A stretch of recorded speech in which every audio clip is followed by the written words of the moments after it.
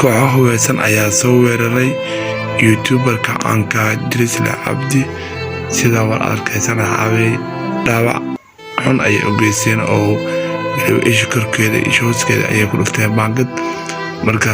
muuqaalkan aan ka warbagno cida ka dambaysa dhaawacan iyo cida lagu tuumayo bal muuqaalka aan daawano muuqaalka la shaqeeyo xaqiiqatan si muuqaalka si tartiib muuqaalka fiirso